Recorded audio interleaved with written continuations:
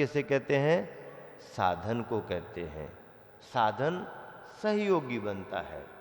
साधन कैसा रहता है? सहयोगी बनता है। जैसे आंख है और उस पर चश्मा है। आंख को नयन कहते हैं। क्या कहते हैं? नयन। आंख को क्या कहते हैं? नयन। और चश्मे का एक नाम क्या है? उपनयन। चश्मे का एक नाम क्या है? उपनयन। उपनयन, नयन के लिए देखने में जो सहयोगी होता है। चश्मा काय के लिए लगाते आप? काय के लिए लगाते चश्मा? बहुत लोग चश्मा देखने के लिए लगाते हैं और बहुत लोग चश्मा अच्छा दिखने के लिए लगाते हैं। क्या क्या कहा? बहुत लोग चश्मा अच्छे से दिखे इसलिए लगाते हैं और बहुत लोग चश्मा हम अच्छे दिखें इसलिए लगाते हैं। बात बराबर है कि नहीं? सही है कि नहीं? गलत तो नहीं है? गलत हो तो बताओ, चेंज कर लें। ठीक है ना? बहुत लोग चश्मा इसलिए लगाते हैं कि हमें सब कुछ अच्छा दिखे। ठीक है ना? थोड़ा कम दिखने लगता है, आई साइड वीक हो जाती है, पढ़ने में नहीं आता है, किसी को दूर का सांप नहीं दिखता है, किसी को पास का सांप नहीं दिखता है, तो उसको देखने के लिए लगाते हैं। काहे के लिए लगाते चश्मा? आवश्यकता के अनुसार देखने के लिए लगाते हैं। तो अच्छे से दिखे इसके लिए लोग चश्मा लगाते हैं, और जिनको अच्छे से दिखता है फिर वो हम अच्छे दिखें इसके लिए चश्मा लगाते हैं। दोनों प्रकार के चश्मे समझ में आ जाते हैं। समझ में आते कि नहीं आते? हाँ, कुछ कुछ केवल शोभा के चश्मे होते हैं। कोई धूप का चश्मा लगा लेता है, कोई कोई ऐसे कलर वाले चश्मा लगा लेते हैं कि वो कोई लाल दिख रहा है, कोई हरा दिख रहा है, सूरज की किरणें उस पर पड़ी और उसका गिलास कांच ऐसा हो जाता है, फिर वो उसको अंदर से ठीक दिखता है पर बाहर से कोई देखे तो उसको अलग लाल दिख रहा है, कोई हरा दिख रहा है, कोई दूसरे कलर का दिख रहा है। विज्ञान है, टेक्नोलॉजी है, कुछ भी कर सकती है। चश्मे को तो चश्मे को, तो आंखों को कर सकती है। अब तो बाहर चश्मा लगाने की जरूरत भी नहीं है, अब तो आंखों के अंदर चश्मा लगा देते हैं। हाँ, तुम कहाँ सिलवानी में बैठी हो? अब तो आंखों के अंदर चश्मा लग जाते हैं। हाँ, अरे ऐसा भी होता है, ऐसा भी होता का? हाँ, जाओ तो बाहर सिलवानी से बाहर निकल के तो देखो, तुम सब पता पड़ेगा।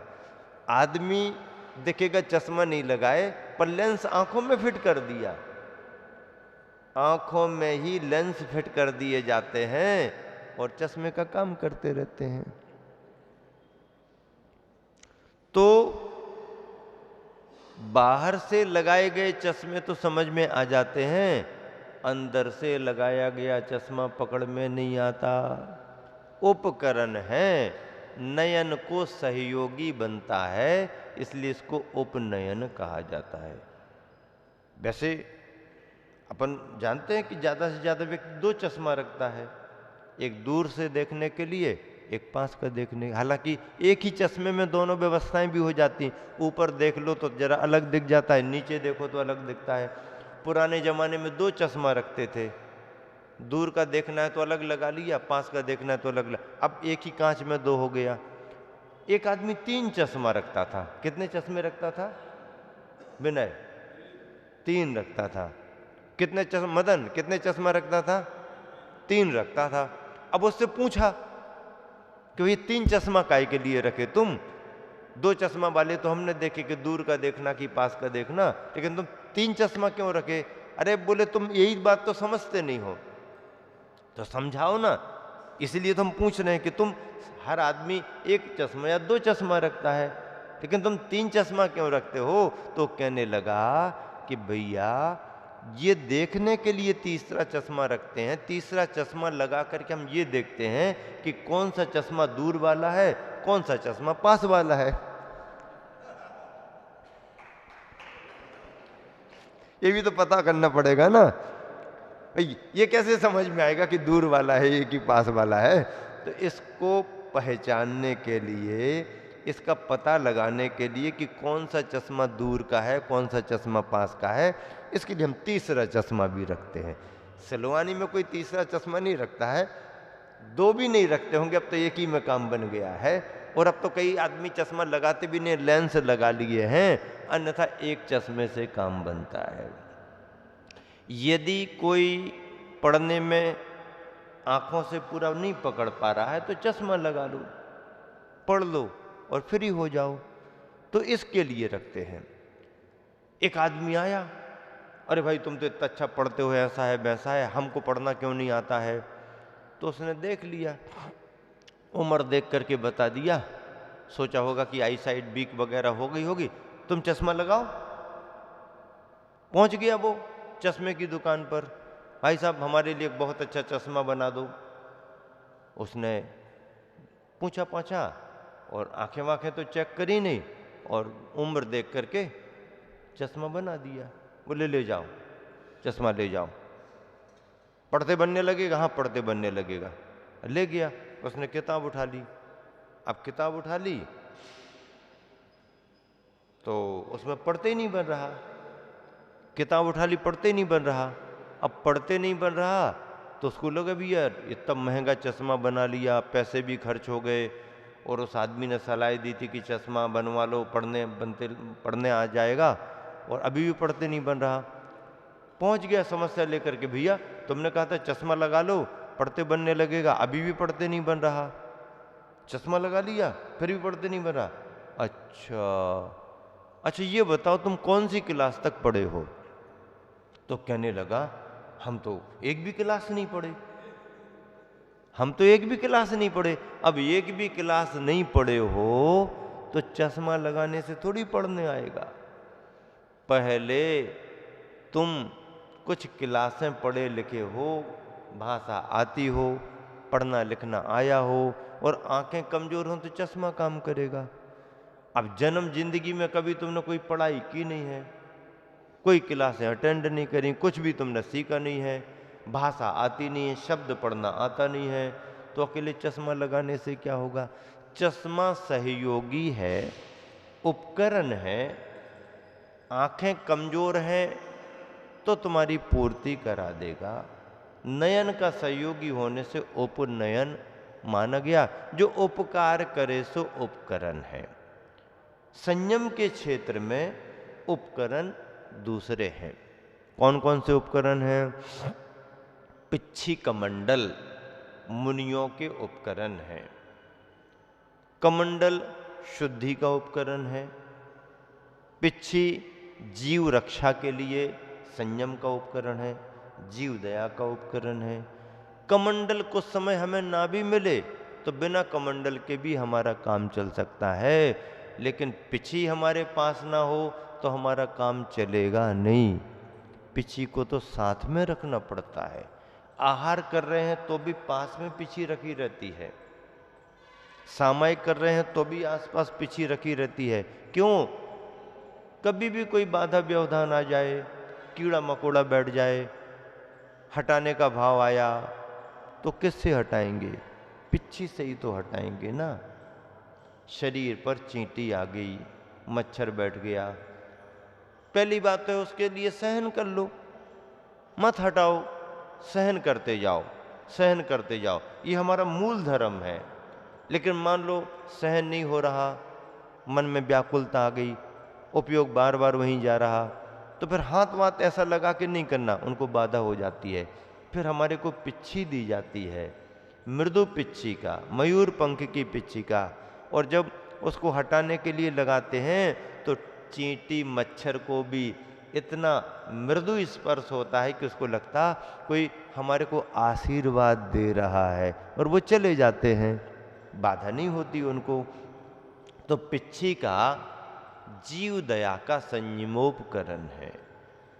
कमंडल शुद्धि के लिए शौचोपकरण माना गया है। प्रासुक जल रखते हैं केवल बाहरी शुद्धि के लिए, उसका और कोई दूसरा काम नहीं है। पिच्छी हमेशा साथ रखते हैं कमंडल के बगैर भी थोड़ा बहुत समय निकल सकता है। ये संयम के उपकरण हैं। ज्ञान के उपकरण में ग्रंथ, शास्त्र, पढ़ने लिखने की सामग्री, जो हमारे साहित्य लेखन में, पढ़ने लिखने में सहयोगी बनती है, ऐसे ग्रंथ, पेन, कॉपियाँ आदि आदि ये उपकरण माने जाते हैं, जो अपने ज्ञानार्जन में कारण बनते हैं, अपने पठन पाठन लेखन में कारण बनते हैं, ये उपकरण। मंदिर के उपकरण क्या हैं? ग्रंथों को रखने के लिए अलमारियाँ, पूजन करने के लिए टेबलें, स्वाध्याय करने के लिए चौकियाँ, बाजोट, शास्त्र सुरक्षित रहें उनके लिए बेस्टन, अछार। मंदिर में जितने भी धार्मिक साधन हैं सब उपकरण माने जाते हैं। उपकरण, पूजा पाठ की सामग्रियाँ, किसी ने गुप्त भंडार गुल्लक रख दिया, वो भी एक उपकरण है। दान उसमें संग्रहित होता है, उपकरण है। घंटा किसी ने लगाया, वो भी उपकरण है। चंदोबा किसी ने लगाया, वो भी उपकरण है। गंधोदक लेने का पात्र किसी ने रखा, वो भी उपकरण है। मंदिर में आपने दीवाल, मंदिर में आपने धार्मिक चित्र बनवाए, वो भी उपकरण है। वेदिका के सामने अष्ट प्रातिहार्य या आदि आदि, वो भी एक धार्मिक उपकरण माने गए हैं। जिन धर्म और जिन शासन से जुड़े हुए जो भी धार्मिक हैं वो सब उपकरण माने जाते हैं। ऐसे उपकरणों का समय समय पर गृहस्थों के द्वारा मंदिर संस्थान के लिए दान दिया जाता है। मंदिर संस्थान के लिए दान दिया जाता है। मंदिर एक आयतन माना जाता है, मंदिर एक संस्थान होता है। ऐसा संस्थान धर्म का केंद्र माना जाता है। धार्मिक गतिविधियां इन स्थानों से संचालित होती हैं, सम्यक दर्शन के कारण बनते हैं, ज्ञान की आराधना के कारण बनते हैं। यहाँ आकर के नियम संयम लेने की भावना होती है। ये रत्नत्रय के स्थान माने जाते हैं, रत्नत्रय के तीर्थ माने जाते हैं। ऐसे मंदिर, ऐसी मूर्तियाँ, मंदिर के शिखर, कलश, वेदिका आदि आदि, पूजन की सामग्रियाँ, पूजन करने की आपने बर्तन यदि भेंट किए, वो भी उपकरण है। पूजन के बर्तन उपकरण माने जाते हैं। कलश किया जाने वाला कलश, अभिषेक किया जाने वाला कलश उपकरण माना जाता है। 4 कलश हैं, मुख्य कलश हैं, शांति धारा कलश है, ये सब उपकरण माने जाते हैं। और आप सबने मिलकर के तो इस चतुर्मास में अभिषेक शांति धारा के उपकरण में, कलशों में स्वर्ण कलश भी तैयार कर लिया। स्वर्ण कलश तैयार कर लिया। बहुत भाव से सारी समाज ने, हर परिवार का दान लगा है। कभी भी कोई भी देखेगा उसको लगेगा इसमें हमारा भी द्रव्य लगा है। कोई भी करेगा अपने हाथों से, उसको लगेगा श्री जी का अभिषेक शांतिधारा स्वर्ण कलश से कर रहे हैं। उत्तम धातु है, सोने चांदी से कोई फर्क नहीं पड़ता है। लेकिन गृहस्थ जब अपने पुण्य से अपना वैभव बढ़ाता है तो जिन शासन का वैभव बढ़ाना भी गृहस्थ का धर्म होता है। मान बढ़ाई के लिए नहीं। ऐसा भी नहीं कि सोने के कलश से कर दिया तो 16वें स्वर्ग पहुंच जाएगा, और चांदी के कलश से करेगा तो 8वें स्वर्ग में रहेगा, और पीतल के कलश से करेगा तो दूसरे में, और तांबे से पहले में, और हाथों से कर देगा तो इतना ही रह जाए है। ऐसा नहीं, ऐसा लगाना नहीं। लेकिन यदि कोई अपना द्रव्य लगा करके, अपना दान लगा करके, उन भावों से स्वधर्मेंद्र की कल्पना करके उत्तमोत्तम सामग्री से, धातु से, परिणामों की विशुद्धि के साथ, शुद्ध वस्त्रों के साथ यदि अभिषेक शांति धारा स्वर्ण कलश से करता है तो शास्त्रोक्त पद्धति से उसको साति विशेष पुण्य का अर्जन होता है। अभाव में, परेशानी में, साधन नहीं है तो व्यक्ति किसी भी सामग्री से कर दे तो भी उसको पुण्य लगता है। लेकिन जब है तो उत्तमोत्तम होना चाहिए। यह उपकरण है। और अब देखिए पंचधाम पूजा आ रही है, कल का दिन यहाँ का आखिरी रहेगा, परसों 31 तारीख को वहीं पर सारा कार्यक्रम होगा। 31 तारीख से जो पंचधाम पूजा होगी उसमें अभिषेक शांति धारा जो होगी उसमें स्वर्ण कलश से कराएंगे। अभी किसी को कहा नहीं, अब भी बैठे बैठे भाव आ गया, भंडार में रख दिया है सुरक्षित, अब उसको फिर से निकलवाएंगे और कहेंगे अब इन 5 दिनों में 31 तारीख से लेकर के 4 तारीख तक बीन निर्माण महोत्सव तक स्वर्ण कलश से ही अभिषेक शांति धारा होनी चाहिए। विशेष विशेष दिनों में तो होना ही चाहिए, विशेष पर्व त्योहार पर तो इसी के लिए तो कलश है। रोज थोड़ी निकालेंगे, रोज निकालेंगे तो उसका महत्व फिर रोज जैसा हो जाएगा। जब समय विशेष पर, अवसर विशेष पर निकालेंगे तो उसका महत्व भी होता है। अब स्वर्ण कलश से 5 दिन शांति धारा अभिषेक होगा, 31, 1, 2, 3, 4 तारीख तक। 48 दिवसीय अनुष्ठान तो 7 तारीख तक चलेगा। इस तरीके से यह उपकरण हम सभी को प्रभावना के अंग से जोड़ते हैं और मोक्ष मार्ग के साधन हैं, सहायक हैं।